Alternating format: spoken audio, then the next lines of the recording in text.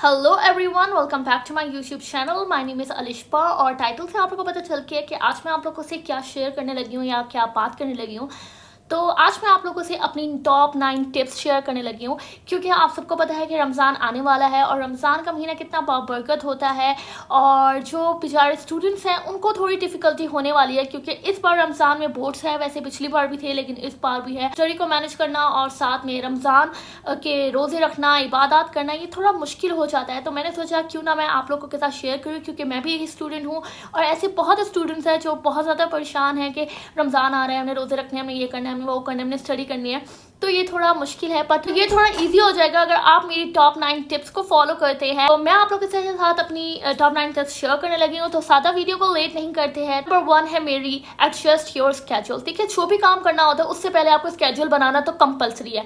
Time table जैसे बना होता है, जैसे हम मोस्टली स्टडी करने से पहले टाइम टेबल बनाते हैं, वैसे ही आप लोग अपना एक स्केड्यूल सेट कर लें। मैं आप लोगों से अपना स्केड्यूल शेयर करती हूँ जो मैंने अपने लिए बनाया है कि मैं कैसे अपने रमज़ान गुजारूंगी और किस स्केड्यूल के मुताबिक गुजारूंगी। अगर आप लोग को अच्छा लगे तो आप लोग कॉपी कर सकते हो, वरना आप लोग अपनी रूटीन के जैसे आपकी रूटीन है आप उस तरह से भी बना सकते हैं। तो मैंने जो स्केड्यूल अपने लिए बनाया है वो कुछ यूँ है कि फजर के बाद जब रोज़ा रख लेते हैं, लाइक सहरी के वक्त के बाद के जो आवर्स होते हैं उसमें आप थोड़ा एक्टिव होते हो, क्योंकि आपने सहरी की होती है और ना आपको इतनी भूख शूख लग रही होती है। तो उसके बाद आप लोगों ने कोशिश करनी है कि 2 आवर्स तक आप लोग पढ़े और उसके बाद आप लोगों ने सो जाना है। फिर 11 या 12 के करीब उठ जाए, आप लोग की मर्जी है इस तरह, क्योंकि जो बच्चे बोर्ड्स के एग्जाम दे रहे हैं उनकी तो छुट्टियां हैं स्कूल से, तो उन्हें इतना इशू नहीं है। और अगर कोई स्कूल जाता है या यूनिवर्सिटी जाता है तो वो अपना स्केड्यूल अपनी तरह से मेंटेन कर सकते हैं। तो 12 बजे आप लोगों ने उठ जाना है। उसके बाद जोहर का टाइम होने लग जाएगा। जोहर पढ़ के आप लोगों ने लेना है और फिर आपने पढ़ाई करनी है। और कोशिश ये करें कि 12 के बाद ना जोहर आप बीच में पढ़े, लाइक 12 से असर तक आपने फुल स्टडी करनी है, क्योंकि उस वक्त आप थोड़े एक्टिव हो गए, आपको इतनी भूख नहीं लग रही होगी। और असर से मगरिब तक का जो लाइक टाइम है उसमें आपने बिल्कुल भी नहीं पढ़ना। आप उसमें रेस्ट करें, आप उसमें इबादत करें या बैठे रहें या फ़ोन यूज़ करें, मतलब जो भी करना है आपने उसमें रेस्ट करना है, क्योंकि वो टाइम ना बहुत ही मतलब नज़दीक होता है, अफ्तारी होने वाली होती है, आपको फुल भूख लग रही होती है, प्यास लग रही होती है। तो इस टाइम पे आपने बिल्कुल भी नहीं पढ़ना, क्योंकि वैसे हम अगर पढ़ाई कर रहे हो, हम बोर हो रहे हैं, हमें कुछ याद नहीं हो रहा, तो हम उठ जाते हैं, कुछ स्नैक्स खा लेते हैं, पानी पी लेते हैं, जूस पी लेते हैं, या भूख लग रही है, प्यास लग रही है। तो इस तरह से आप लोगों ने इस टाइम में कुछ नहीं करना, क्योंकि फिर आप लोगों को रोज़ा अल्लाह ही बचाएगा, क्योंकि वो बहुत डिफिकल्ट हो जाए। कि ब्रेक के बाद आपने मगरिब के बाद अफ्तारी करनी है। अफ्तारी के बाद फुल एक्टिव हो जाएगी, क्योंकि आपने कुछ मज़े मज़े के खाने पीने की चीज़ें खा ली, पकौड़े समोसे। उसके बाद आप लोगों ने बैठ के पढ़ना है। चीतो पाकिस्तान नहीं देखना प्लीज़। सारे लोग चीतो पाकिस्तान जो देखने, बेशक आपके घर वाले देखे, आपने चीतो पाकिस्तान नहीं देखना, क्योंकि मेरे घर वाले खुद चीतो पाकिस्तान देखते हैं। आपने उसमें पढ़ाई करनी है और पढ़ाई करने के बाद ईशा की नमाज के बाद तरावी के बाद आपने रेस्ट करना है, नहीं पढ़ना। मैं आप लोग यही कहूँगी कि 10 बजे तक आप फ्री हो जाओगे, तो 10 से आपने कोशिश करनी है कि 1 के दरमियान या 12 तक आप सो जाओ, ताकि आपकी 4 आवर्स की नींद जो है वो कंप्लीट हो जाए। आप सो जाओ, उसके बाद आप उठो और फिर आप स्टडी करो, क्योंकि उस टाइम आप खा भी सकते हो, आप पी भी सकते हो, आप रिलैक्स होते हो, ना आपका रोज़ा होता है, कोई प्रॉब्लम नहीं होती। तो आप इसमें पढ़ाई करो। आई नो कि आप लोगों को ये लग रहा होगा कि ये स्केड्यूल थोड़ा ईजी है, तो मैं तो उसमें अपना क्लियर कर लूँगी। आप लोग देख लो, अगर आप लोगों को कोर्स कंप्लीट नहीं है तो आप लोग थोड़ा सादा अपना टाइट बना ले। तो पहला हमारे पास तो है एडजस्ट योर स्केड्यूल। तो सेकंड टिप जो है मेरी वो है इंटेंशंस। देखिए, हर काम के लिए ना इंटेंशंस बहुत इंपॉर्टेंट होती है। आप जो भी काम कर रहे हो ना, उसमें आपकी जो नीयत है या इंटेंशन है, ये दोनों एक ही चीज़ है, वो बहुत इंपॉर्टेंट होनी चाहिए। आप क्यों कर रहे हो वो काम, किस लिए कर रहे हो।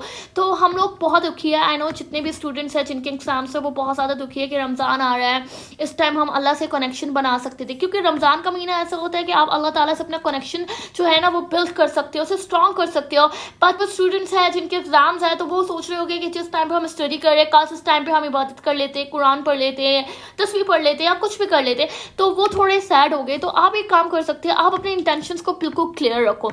लाइक अगर आप पढ़ाई भी कर रहे हो ना, तो पढ़ाई से पहले आप बैठ के ये सोचो कि ये पढ़ाई मैं क्यों कर रही हूँ, क्योंकि अल्लाह ताला ने कहा है कि जो आपकी नीयत होगी ना, हर जैसी आपकी नीयत है वैसा आपको सवाब मिलेगा। आपने अपनी बुक उठानी है, आपने ये सोचना है कि मैं ये पढ़ रही हूँ, इससे मैं बनना है डॉक्टर, इंजीनियर, कि मैं इससे ये बनूंगी और इसके बाद मैं लोगों की मदद करूंगी और मैं एक अच्छी इंसान बनूंगी और दूसरा मैं इससे एक हलाल रोज़ी कमाऊंगी। अगर आप इस इंटेंशन के साथ अपनी पढ़ाई करने बैठोगे तो आपकी पढ़ाई भी इबादत में लिखी जाएगी। मतलब अल्लाह ताला ने आपके लिए हर काम बहुत ईजी कर दिया, बस आपने अपने लिए खुद ईजी करना है। टेंशन आप लोगों की बिल्कुल क्लियर होनी चाहिए। टिप नंबर 3 है प्रेयर्स।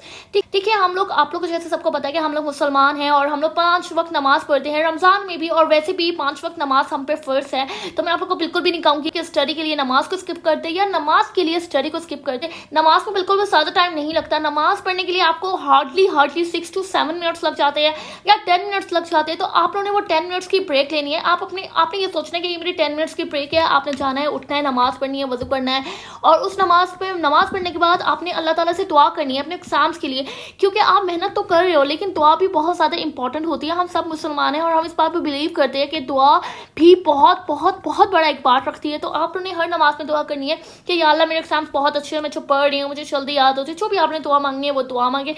आपने ज़रूर 5 वक्त नमाज अपनी पढ़नी है। वैसे भी हम पढ़ते हैं लेकिन फिर भी ये नहीं कि मैं ये टॉपिक याद कर लूँगी, नमाज बाद में पढ़ लूँगी या कज़ा पढ़ लूँगी। नमाज पढ़ने की वजह से आपका जो माइंड है वो भी थोड़ा फ्रेश हो जाएगा, पढ़ाई से थोड़ा हट जाएगा, तो आप इससे ईजी भी रहोगे और रिलैक्स। टिप नंबर 4 है मेरे पास टेक ब्रेक्स। हाँ, आप लोग सोच रहे हो कि स्टडी में टेक ब्रेक, ये कैसा हमें हाउ टू स्टडी का टिप्स दे रही है। तो ब्रेक लेना कोई जुर्म नहीं है, कोई गुनाह नहीं है कि आप ब्रेक क्यों ले रहे हो, आपने तो पढ़ना है 24 घंटे। देखिए, अगर आप बुक के सामने बैठे हो, आपको नींद आ रही है या आपको टॉपिक याद नहीं हो रहा, आपका एक दिमाग अजीब सा मैसअप हुआ हुआ है, तो आपने बिल्कुल भी परेशान नहीं होना, आपने ब्रेक ले लेनी है। ब्रेक लेने से ये होगा कि आप आगे अपना जो ब्रेक के बाद पढ़ोगे वो ज़्यादा अच्छे तरीके से याद कर सकोगे।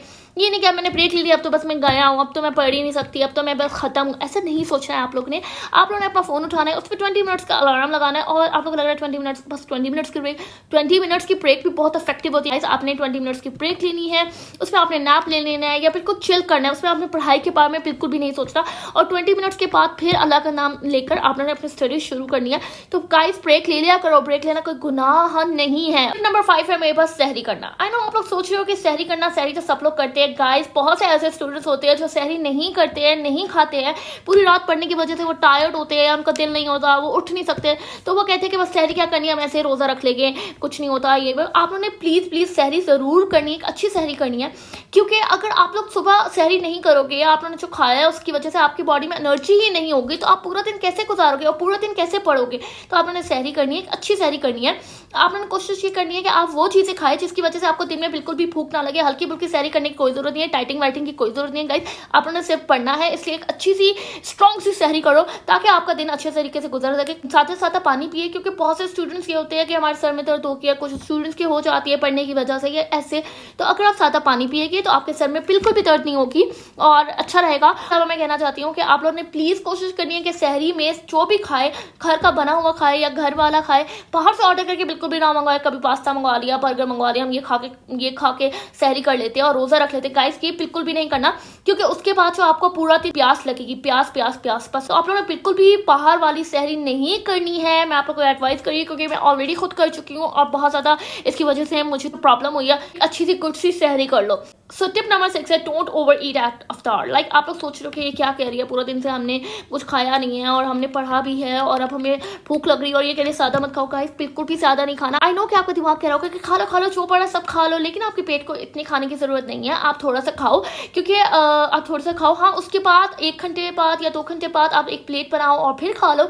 कोई भी इसमें बुरी बात नहीं है, आप उस वक्त खा सकते हो, क्योंकि अगर आप अफ्तार पे बहुत ज़्यादा खा लोगे उसके बाद आपके अंदर एक कोसीनेस, एक मतलब अजीब सी लेजीनेस आ जाएगी। आप उठ ही नहीं सकोगे और उठ ही नहीं सकोगे तो पढ़ाई नहीं कर सकोगे और पढ़ाई नहीं कर सकोगे तो फेल हो जाओगे। तो कोशिश ये करो कि अफ्तार में थोड़ा थोड़ा कम खा लो, बाद में बेशक खा लो, 10 बजे खा लो, 8 बजे खा लो, 9 बजे खा लो, ज़रूरी नहीं है। सो टिप नंबर 7 है हमारे पास स्टडी इन ग्रुप। तो आप लोग सोच रहे हो कि स्टडी इन ग्रुप रमज़ान में कैसे पॉसिबल है, तो मैं ये कहना चाहूँगी कि आप लोग की बहनें हैं तो आप उनके साथ बैठे, या आप लोग की बहनें नहीं हैं, फ्रेंड्स हैं, पेरेंट्स हैं, आप उनके साथ बैठे और आप शेयर करें कि आज मैंने क्या पढ़ा है, इतना पढ़ा है, आज मैंने इतना कंप्लीट कर लिया है। जो बच्चे हॉस्टल में रहते हैं या अपने घर से दूर रह के पढ़ाई कर रहे हैं, तो उन्हें चाहिए कि वो अपने घर वालों को वीडियो कॉल कर ले या अपने फ्रेंड को वीडियो कॉल कर ले, किसी को भी वीडियो कॉल करे, उन्हें बताया कि यार आज मैंने ये पढ़ा है, तुमने कितना कर लिया, अच्छा तुमने इतना कवर किया है, मैंने इतना कवर किया है, आगे हमने क्या करना है, ताकि इससे ये होगा आपको एक विल पावर मिलेगी आपको ये। क्योंकि हर स्टूडेंट को ये लग रहा होता है कि ब्रो एक मैं ही हूँ जो रमज़ान में पढ़ रही हूँ और सब चिल करे। नहीं, ऐसा बिल्कुल भी नहीं है।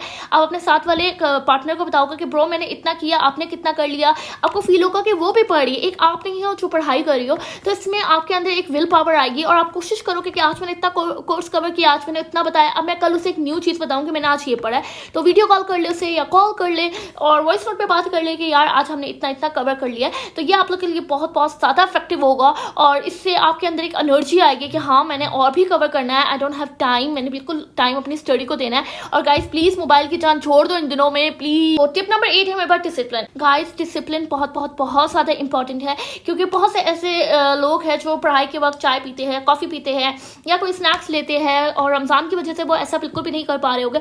तो आप लोगों ने डिसिप्लिन में ही रहना है। आज आप लोग मतलब फॉर एग्जाम्पल कोई दिन है जिस दिन आप बिल्कुल भी नहीं पढ़ पाए, कुछ भी याद नहीं हुआ, तो आप लोगों ने परेशान नहीं हो जाना कि बस अब तो मैं खत्म हो चुकी, अब तो मैंने फेल ही होना है, मैं आगे भी कुछ नहीं पढ़ सकूंगी, ऐसा बिल्कुल भी नहीं सोचना। आपने एक नए दिन से शुरुआत करनी है कि हाँ आज मैं बैठूंगी और आज एक अच्छी तरीके से पढ़ूंगी, पिछले दिन को भूल जाना है, उसका स्ट्रेस बिल्कुल भी नहीं लेना और अपनी अच्छी सी पढ़ाई करनी है। तो अब मैं आप लोगों के साथ अपनी लास्ट और सबसे इंपॉर्टेंट टिप शेयर करने लगी और वो है मेकिंग दुआ, क्योंकि दुआ जो है ना वो बहुत असर रखती है। वैसे रमजान का महीना भी है और नॉर्मली हमें हर महीने में अल्लाह ताला से दुआ मांगनी चाहिए क्योंकि अल्लाह ताला ही है जो हमारी मदद कर सकती है। तो आपने जब भी पढ़ाई के लिए बैठना है आपने अल्लाह ताला से दुआ मांगनी है और कहना है कि या अल्लाह मैं पढ़ाई कर रही हूँ और मैं आप पे भरोसा करती हूँ और आप मुझे अच्छे से नंबर से दिलाना और जो मैं चीज़ याद कर रही हूँ वो मैं पक्की याद करूँ, मुझे जल्दी जल्दी याद हो जाए। आपने कोशिश करनी है कि अल्लाह ताला से दुआ ज़रूर मांगिए हर चीज़ शुरू करने से पहले। आप लोग पढ़ नहीं सक रहे हो या आपको कोई चीज़ याद नहीं कर हो रही तो आपने रोना पिटना नहीं शुरू कर देना, ओ माय गॉड अब मैं कुछ नहीं कर सकती, अब तो मैं बिल्कुल बस फारिग हो चुकी हूँ, मुझे कुछ याद नहीं होगा। ऐसा नहीं करना, आप लोगों ने रिलैक्स करना है, वजू करना है, आके अल्लाह ताला से दुआ मांगनी है, अल्लाह ताला से मदद मांगनी है। इंशाल्लाह आपको उसके बाद बहुत जल्दी याद होना शुरू हो जाएगा। और आप जहाँ भी बैठ के स्टडी करते हैं, कोई टेबल है या जो भी जगह है, आप उस टेबल के आगे एक अपने रूम की दीवार के ऊपर या उस टेबल के आगे आप एक दुआ वाला पेज प्रिंट करवा लें, उस पर सारी दुआएं हों जो पढ़ाई से रिलेटेड होती है। अभी से इतनी इल्मा चलो ये तो हमें आती है, जो भी दुआ है वो लिख ले, क्योंकि जब आपको प्रॉब्लम हो रही है पढ़ाई में तो आप उस बोर्ड को देखो, आप उसकी वो सारी दुआएं पढ़ो, अल्लाह से दुआ मांगो और उसके बाद अपनी पढ़ाई शुरू करो। इंशाल्लाह आप लोगों की जो है पढ़ाई बहुत अच्छी हो जाएगी। और होता तो वही है जो अल्लाह चाहता है, एंड में तो बस वही होगा जो अल्लाह चाहेगा, लेकिन उससे पहले हमारी मेहनत भी बहुत ज़्यादा ज़रूरी है। आई होप कि आप लोगों को मेरी ये वीडियो अच्छी लगी होगी और आप लोग के लिए यूज़फुल होगी। अगर यूज़फुल है तो लाइक करो, शेयर करो, कमेंट करो, मेरे चैनल को सब्सक्राइब करो। आई होप कि आप लोग के एग्जाम्स बहुत ज़्यादा अच्छे हो और सब बच्चों के एग्जाम्स अच्छे हो, सब पास हो जाए, सबके अच्छे नंबर आए, जो वो बनना चाहते हैं अपने लाइफ में वो सब कुछ बन जाए। तो आई होप कि आपको अच्छा लगा होगा। बाय।